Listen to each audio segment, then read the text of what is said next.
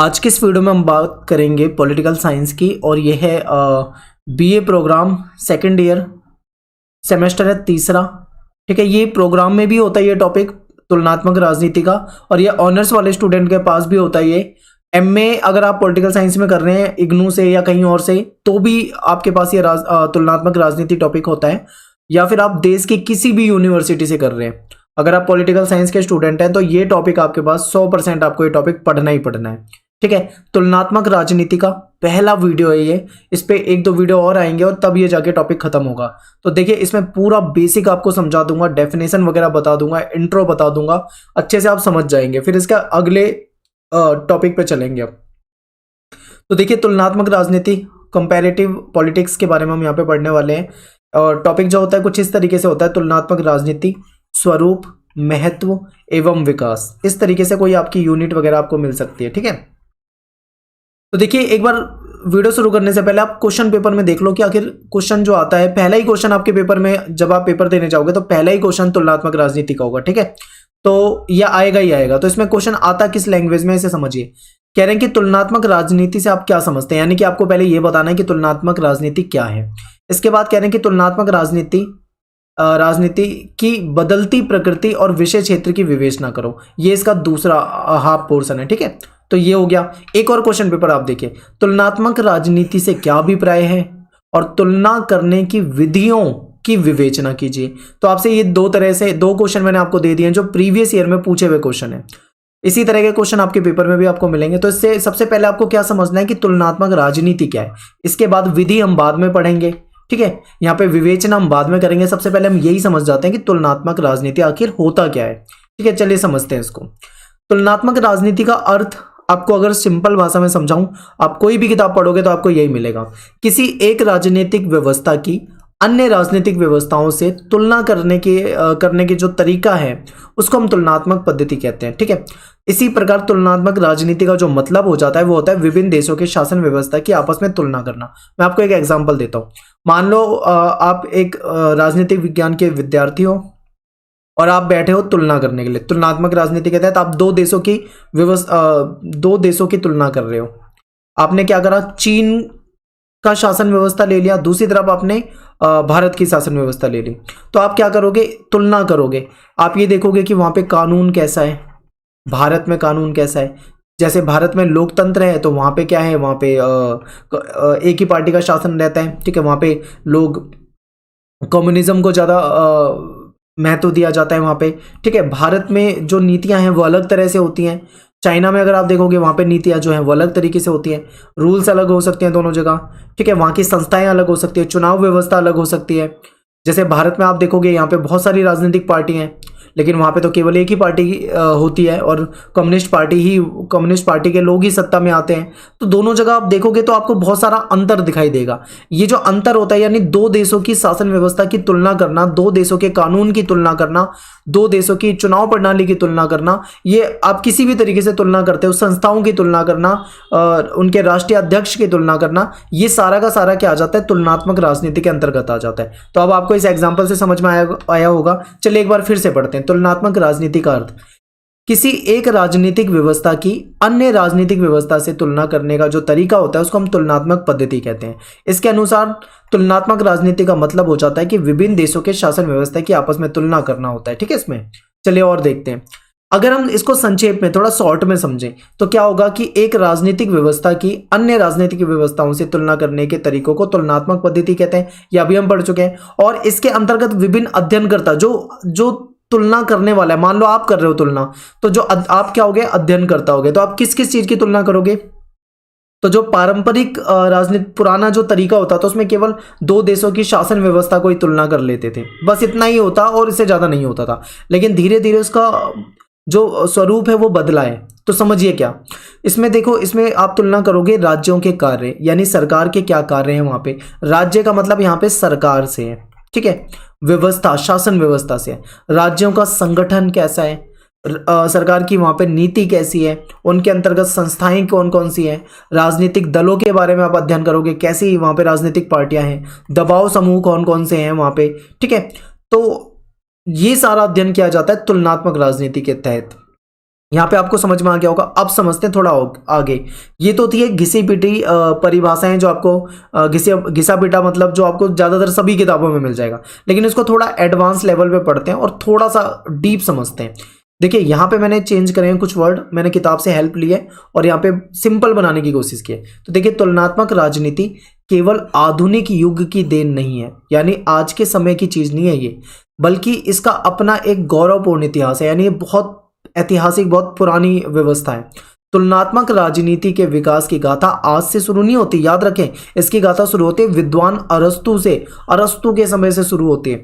अरस्तु ने ही सबसे पहले 158 देशों यानी 158 देशों का संविधानों की तुलनात्मक अध्ययन किया। अरस्तु ने क्या करा, विभिन्न 158 देशों का संविधान लिया, उनको बहुत अच्छे से पढ़ा, अच्छे से उनकी शासन व्यवस्था को समझा, वहाँ की सरकार के बारे में पढ़ा, वहाँ के कानून के बारे में पढ़ा, वहाँ के राजनीतिक पार्टियों के बारे में पढ़ा, बहुत अध्ययन किया। उसके बाद इन्होंने क्या करा, राज्य संबंधी सिद्धांतों की नींव रखी। तो आप समझ सकते हो कि इसकी शुरुआत जो है कहीं ना कहीं अरस्तु के समय से हो रखी है, आज से नहीं हो रही है। ठीक है, आगे देखिए। अरस्तु के बाद अनेक विचारकों ने ये सोचा कि कौन सी शासन व्यवस्था है किसी समाज के लिए ज़्यादा बेहतर हो सकती है। यानी देखो, शासन व्यवस्था बहुत तरह की होती है। कहीं पे लोकतंत्र होता है, यानी लोकतांत्रिक शासन व्यवस्था होती है। कहीं पे कम्युनिज्म वाला सिस्टम होता है। कुछ देशों में पूंजीवादी व्यवस्था ज़्यादा बेहतर मानी जाती है।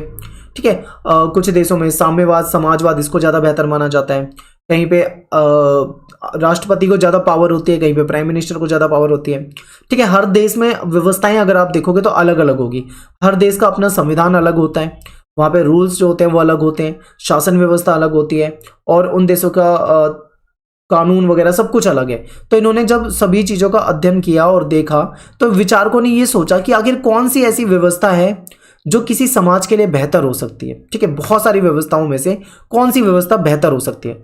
उनकी इस बात में भी तुलनात्मक शब्द का समावेश है। सोचिए कैसे, जब ये बात कर रहे हैं कि कौन सी शासन व्यवस्था, यानी कौन सी शासन व्यवस्था, कई सारी शासन व्यवस्था होगी, X, Y, Z, ABC, बहुत तरह की मान लो शासन व्यवस्था है, खूब सारी शासन व्यवस्था है। तो वो उन सभी शासन व्यवस्थाओं में देख रहे हैं कि कौन सी शासन व्यवस्था है जो ज़्यादा बेहतर है। अगर वो यानी चूज कर रहे हैं, मान लो आपके पास आप मार्केट में जाते हो, आपको एक शर्ट खरीदनी है, तो आप जाते हो दुकान वाले के पास, वो आपको 10 तरह की शर्ट दिखाता है, उसमें आप देखते हो, फिर आप तुलना करते हो कि भाई ये वाली शर्ट ज़्यादा अच्छी है, मुझे ये चाहिए, नहीं मुझे इसका कलर ज़्यादा अच्छा लग रहा है, मुझे ये चाहिए, नहीं मुझे इसका प्राइस ज़्यादा अच्छा लग रहा है, मुझे ये चाहिए। आप बहुत सारे फैक्टर को देखते हो, उसके बाद आप देखते हो कि भाई प्राइस भी आपके लिए सस्ता हो, उसका कलर भी आपके लिए अच्छा हो, और साइज भी उसके आपके हिसाब से हो, बहुत सारी चीज़ों को देखते हो। इसी तरीके से ये जो विचारक थे, ये भी यही सोच रहे थे कि इतनी सारी शासन व्यवस्था है, कौन सी शासन व्यवस्था है जो सबसे बेहतर हो सकती है, कौन सी शासन व्यवस्था। यानी जब कई सारी शासन व्यवस्था में से किसी एक शासन व्यवस्था को चुनने की बात आ रही है,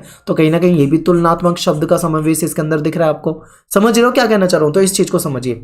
अरस्तु के बाद बहुत सारे विद्वान थे जिन्होंने अपने अपने विचार रखे हैं। तो मैकियावेली, मॉन्टेस्क्यू, मार्क्स, ठीक है, इन विद्वानों ने तुलनात्मक विश्लेषण का विकास करके तुलनात्मक राजनीति का विकास किया। फिर धीरे धीरे धीरे धीरे तुलनात्मक राजनीति का विकास हुआ। अब फिर से समझिए, शुरुआत करता है एक व्यक्ति अरस्तु, बहुत सारे देशों का संविधान पढ़ता है, उनसे बहुत सारी चीज़ों को समझता है और उसके बाद कुछ राजनीतिक सिद्धांत निकालता है। उसके बाद फिर और बहुत सारे विद्वान आते हैं, ठीक है, वो क्या करते हैं, उस परंपरा को धीरे धीरे आगे बढ़ाते रहते हैं, उसमें नई नई चीज़ें जुड़ती जाती हैं। तो इस तरीके से ये जो तुलनात्मक राजनीति है, इसका धीरे धीरे धीरे धीरे विकास होने लग जाता है। ठीक है, और स्वरूप भी धीरे धीरे बदलता रहता है। इस तरह एक लंबे विकास के दौर से गुजरते हुए तुलनात्मक राजनीति अपने वर्तमान अवस्था तक पहुंच पाई है।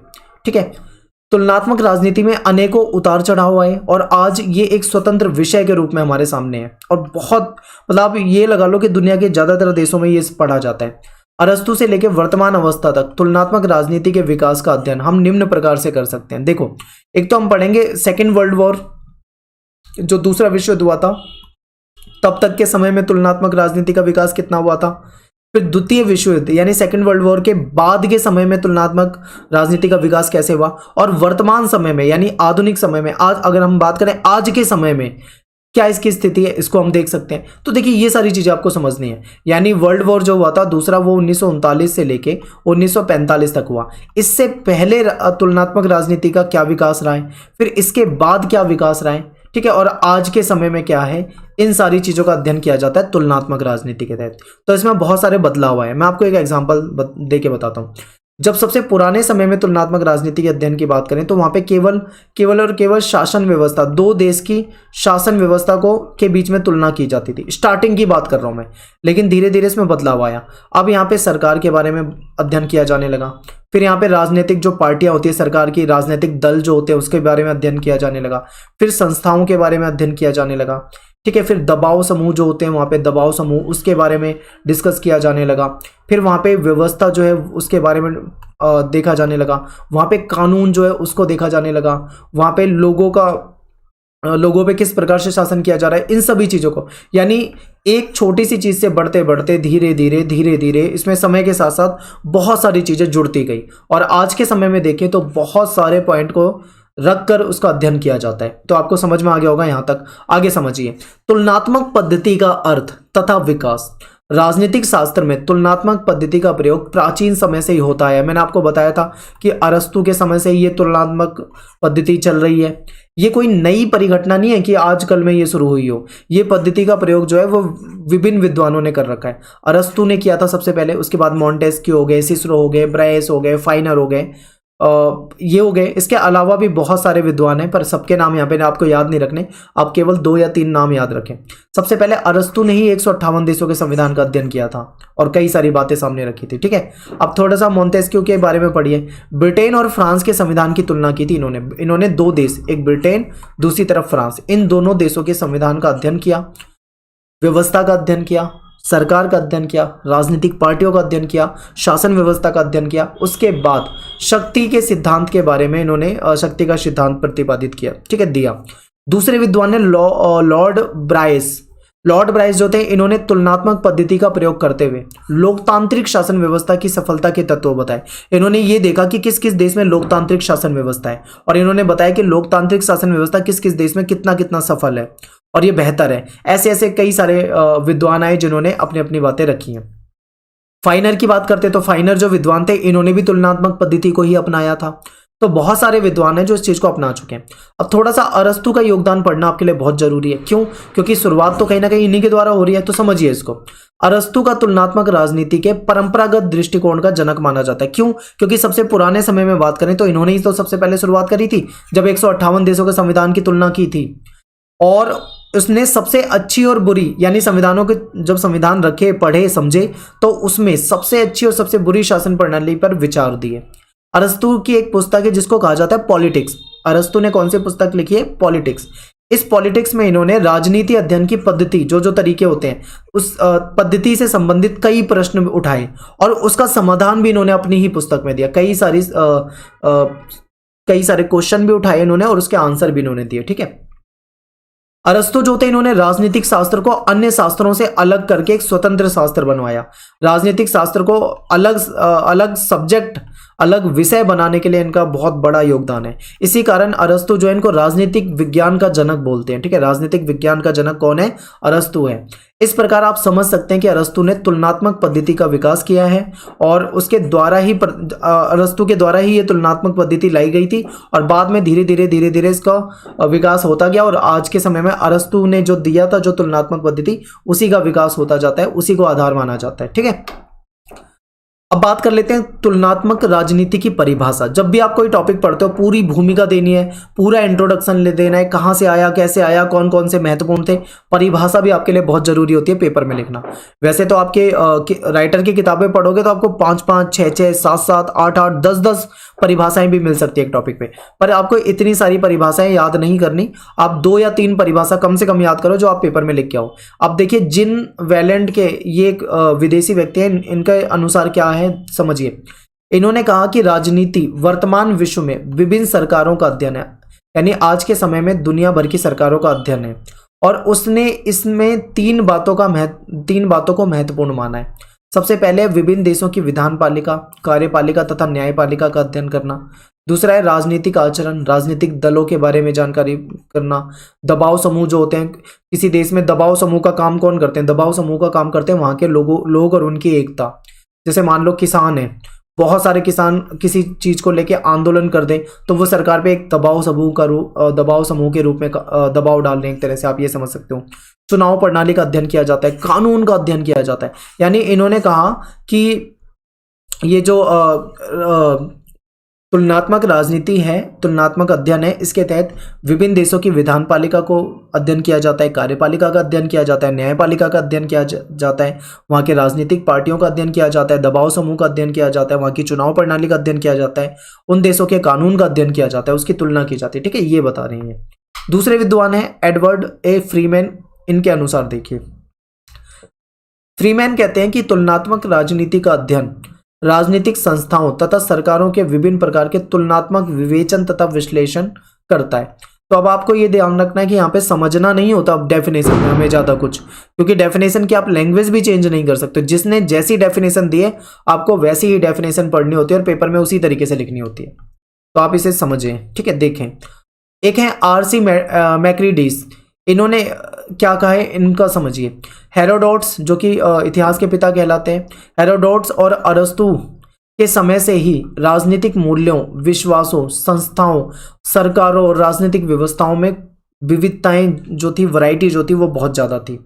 और इन वैरायटी में समान तत्वों की छानबीन करने के प्रयास को तुलनात्मक राजनीति विश्लेषण कहा जाता है। यानी ये दोनों ये कहते हैं कि हेरोडोट्स और अरस्तु के समय से ही राजनीतिक मूल्यों में, विश्वासों में, संस्थाओं में, सरकारों में कुछ वैरायटी थी। ठीक है, विविधताएं थी और उन विविधताओं में समान चीज़ें ढूंढनी है, समान चीज़ों को की खोजबीन या फिर छानबीन करने का प्रयास ये राजनीतिक विश्लेषण और तुलनात्मक राजनीति कहलाता है। ये अलग अलग तरह से लोगों ने डेफिनेशन दे रखी है। तो ये था हमारा आज का पहला वीडियो। ठीक है, अगर आप बीए में हैं, चाहे आप प्रोग्राम में हो, चाहे आप ऑनर्स में हो, आप एमए पॉलिटिकल साइंस से कर रहे हैं तो आपके में ये टॉपिक मिलेगा।